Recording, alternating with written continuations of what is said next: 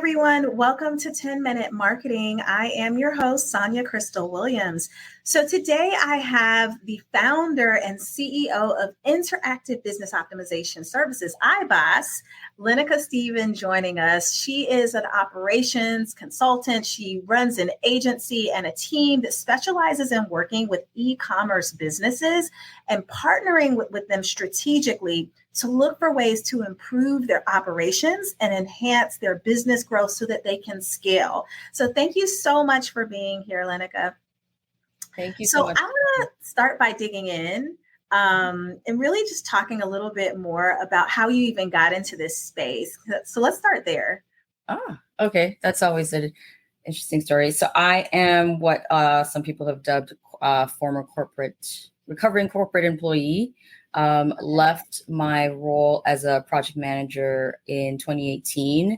What prompted that was I was coming at a point of I was getting to the edge physically, mentally, almost like burnout. And I initially started with needing a break and started seeing like people I knew who had small businesses and started helping them on the side, like kind of like with like admin stuff and all that, and just mini projects. And just realizing I really love this and I love being able to help small and medium businesses because it's to me a different vibe than corporate a bit. Yeah. And so looking at my skills that I've grown over those, 13, 15 plus years and helping small businesses, I started to go, okay, well, why not IBOSS? Because I had named the business because it was on the side when I looked at returning to work full time. And then I essentially, gave myself some time to ramp up and I made the decision to move over to helping small and medium businesses and starting my own small business. And what made me go into operations is when I was helping with projects and the like, I realized that operations is a foundational base that a lot of people didn't necessarily have or were knowledgeable about because they were so busy doing their product or their service and bringing in the sales and doing their marketing that to me, once that's in place, or at least getting there, it helps with the growth and the sustainability of the business.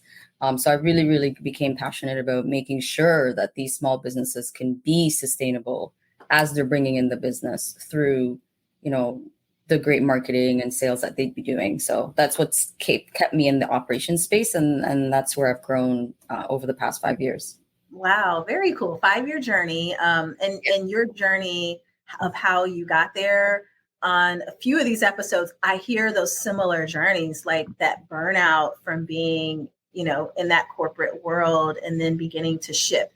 For you, as you started to make that shift, just curious from a personal standpoint, like how did that impact like your entire life and well-being as you started making that shift into running your business? It was, how did I make the shift? Okay, well, how did I first make the shift? I had to have a conversation with myself. I kind of had to go, okay, like this is a different world. But initially, actually, entrepreneurship was always a dream of mine. It was always I believe it was always in my blueprint and in my DNA because I knew the word from like the age of 7 and I just knew it fit. But then I went the corporate path because that was the thing to do. Yeah. So I realized that my entrepreneur owning a business was always a someday, not a date I didn't have a one day, And so when I made that decision to actually give this business a go, it brought up a lot of personal like development stuff. Like I learned a lot about myself and I'm still learning a lot about myself in this journey. Just in a lot of different ways, personal and business. And so the shift I had to make was realizing I got to do it for myself, but not necessarily by myself. So I got mentors. I went into community, joined masterminds. I kind of like needed to be around people that were in this environment. So that helped a lot, like soaking up the environment of other business owners, whether they are 5-10 steps ahead of me, the same level, just being in community of some sort was amazing. And then realizing that I didn't know everything. So having to seek mentorship and talk to people that have been there in whatever expertise they're in, or just as a general business person was really, really helpful for me. Aside from that's huge. Yeah. Because I think a lot of business owners kind of will start a business and then be on this island, feeling like they have to do all. So it's very powerful. The statement you just made, like, right, I'm in business for myself, but I don't have to be by myself. And you went out and sought the resources to help grow you and nurture and facilitate you, especially for something that's new. So let's shift back to talking about the operational side of things, because and particularly with e-commerce businesses, with that being a focus of yours, like, tell, for those of us that are not in the operations world, in plain language, like, what does that look like when you're engaged with a client in terms of the kind of things that you are helping them scale or figure out when it comes time for sustainable growth? Particularly for e-commerce, because they're focusing on building, developing, or buying their product and then marketing it to the world, essentially, there'll come a time where what the good problem is that maybe through their marketing and sales efforts, that business is rolling, product sales are coming, and what have you. So then the question is, if your marketing and your sales is working, that means you'll get sales, which ultimately leads to money and profit. Now the questions become, do you have team, or do you have enough team, or the right team or support in order to sustain the growth that's coming? Have you thought about if you have enough product, looking at the sales that you have? Do you have the necessary efficiencies in your business to be able to get that product out to your customers in time, through quality, what they have, what they need? That's a big one too. It's because more of the time, more often, it's inventory management, order fulfillment are the two biggest things that a lot of businesses are concerned about, and making sure that there's a way to make sure that that's efficient and sustainable is the thing. Because if you're used to making a product that takes 5 days and now you're getting sales that people are wanting it, do you have sustainability to make it over 5 days, or do you have to now change how you create the product, where you source the product? All those things are not coming into play because, you want the client experience to be great or even better, because now you're getting all this notoriety because of maybe the marketing and sales that you've done in the front end. Now we're looking at the back end to make sure that you have the support. And more often than not, I would say you're being able to do it alone is almost impossible. And that's for any business owner, regardless of the business you have. So having the support, whether that means that's someone that's always on your team, or having the expert to kind of look at the thing and say, okay, you need to look at your fulfillment, you need to look at, your stuff, because it could come to a point where your success can crush you. Okay. If you're not careful, right?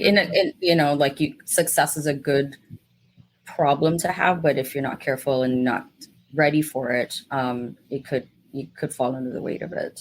Yeah, it's like you have to get through the growing pains of having a business and making it through that awkward stage to be able to grow up and carry on. So you hear about businesses not being able to sustain, and it sounds like it's for that very reason you just said.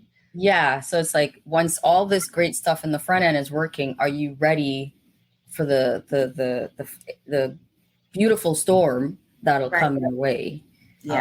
To grow your business. Right. Or the big orders. I think about when I've watched Shark Tank in the past, and how they talk about that as part of the formula when the retail-based businesses come on.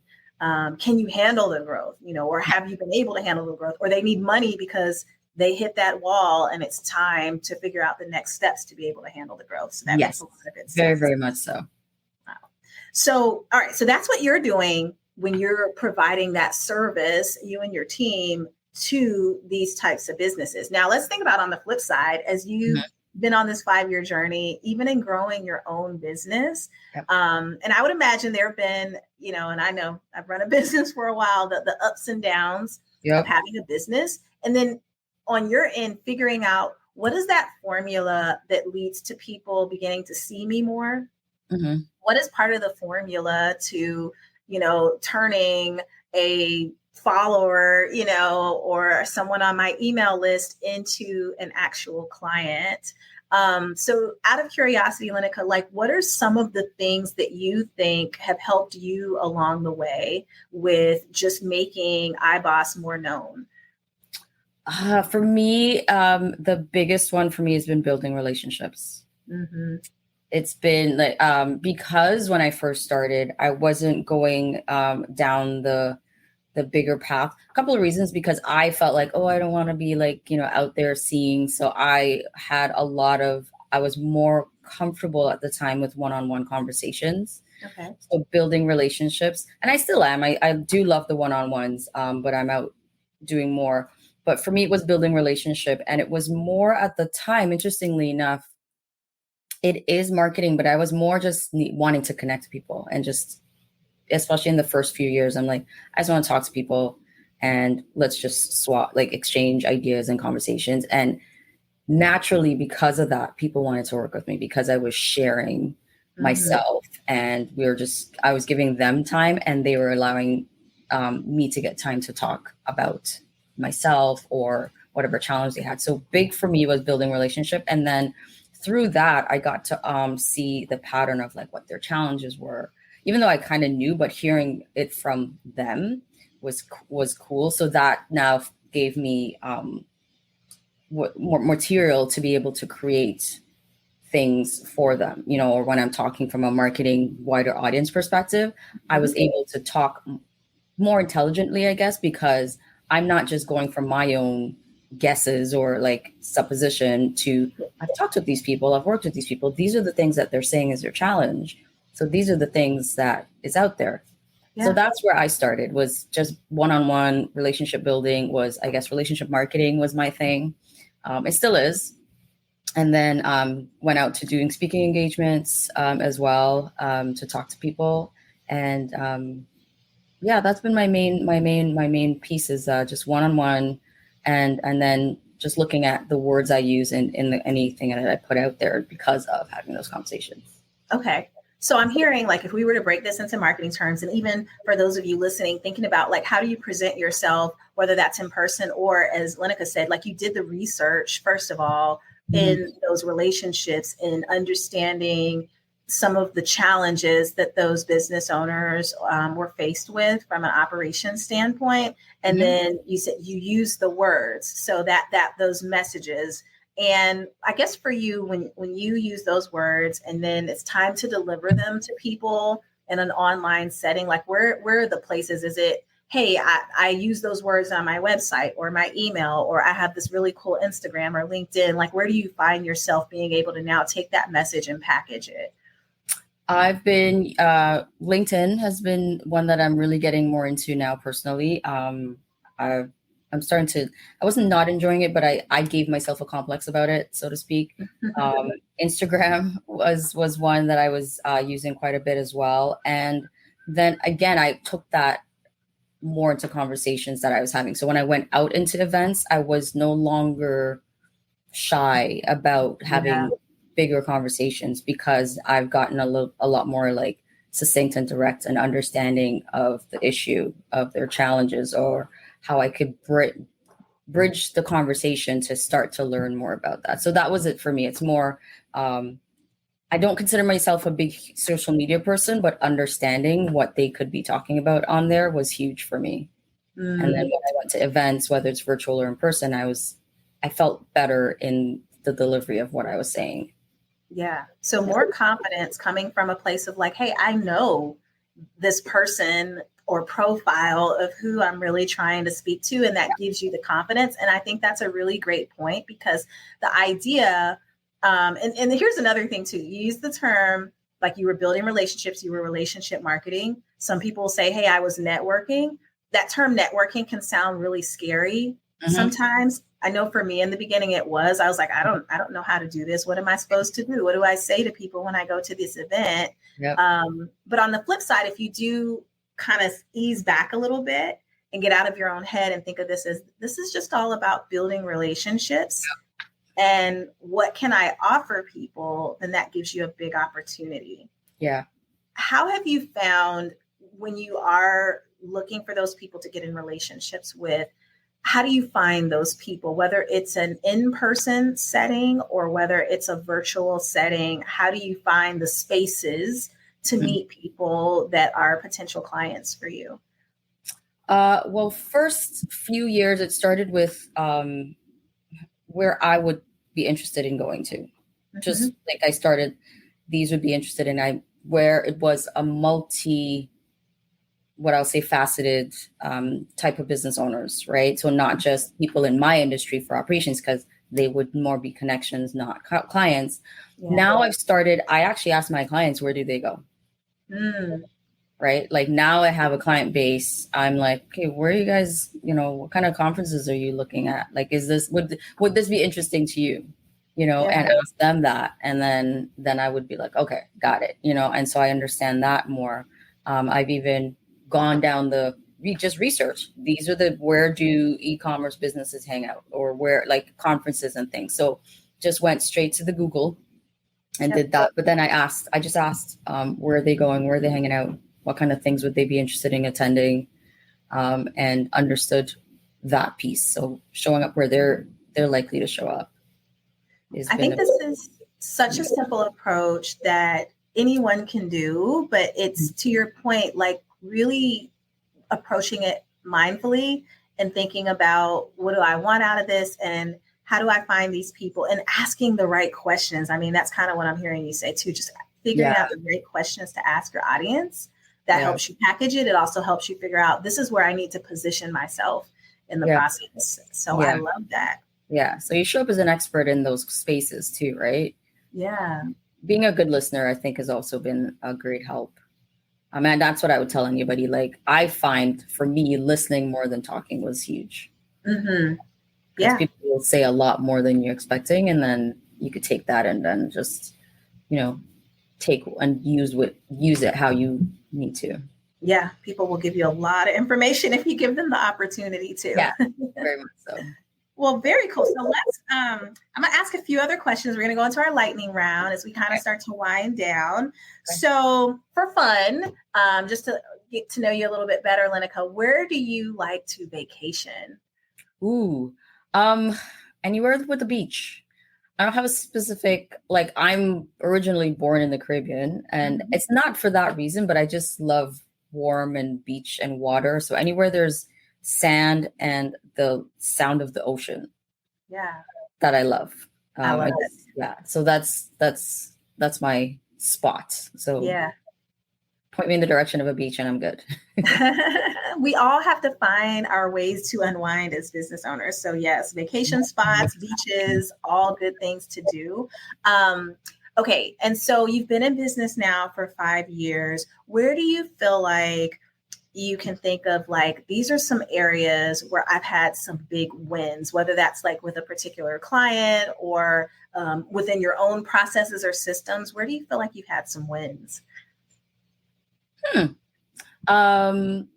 Client base, getting what I would consider a big client at the time, like a couple of years ago, we still work together to this day, was one of the first bigger clients that made me really love working with e-commerce businesses. So that was a big win. And that was through actually a referral. So that's been a big part of how I've gotten business too, is through the connections, just getting to know people. Even though they weren't my clients, they just always kept my name at top of mind. So that's been really helpful. And then another big win is bringing on my team members. I have 3 people right now on my team, bringing on a 4th as we speak, and it's going to grow from there. So really, really been a big help is having some of the team members I have on my team right now. Yeah, that is huge. Yeah. And then on the flip side to that, we also kind of experience, again, the downs or the areas of like, oh, gosh, I wish I would have done that differently or better. What would you say are things like where you've had some lessons learned along the way that other business owners would kind of want to think about? Lessons. One thing I always say is don't go down comparison alley. Don't compare yourself to, even if you're in the exact same field. Like, yeah, you do refer like what's other people in your industry or, your exact type of role that's doing, but lean into you and your own strengths and where you want your vision for your business to grow. Because I initially was growing the business in a way that other people that do what I do were doing. And I was like, that's not really what I set out to do. So going down comparison alley led me in a funk for a bit. That was a big lesson, and it caused me to pivot when I really sat and thought, what's my vision, not the vision for the industry or this role or somebody in operations. That's been a big lesson for me. And then just don't be afraid to ask for help. Yeah. Sooner rather than later. Mm-hmm. Yeah. I've sometimes waited longer than I probably should have, just thinking I can handle it, and get the expert help. Don't think you can do it by yourself. Very cool. Yeah. I think we're going to stop right there. That's just like sound advice that I hope everyone's listening to, that you can walk away with. I picked up so many great themes and some of the things that you said, but that's a big one. Just like, don't wait to ask for help. Because again, you don't have to do this alone. No. So I want to thank you for being here, Lenica. How can people find out more about IBOSS and find you and stay in touch? Yeah, sure. So you can reach me through, just find me on LinkedIn, Lenica Stephen. I'm the only one there that has that name. And also through Instagram at Interactive Boss is the ID. And then my website is also interactiveboss.com. Those are the 3 places you can find me, and I will engage and answer questions there very readily for anybody. Awesome. So I hope e-commerce businesses, you all are paying attention, so you can reach out to Lenica and learn how to scale and grow with her as a strategic partner. Thanks again, Lenica, for being here. For everyone else, until next time, thanks again. Thank you, everybody.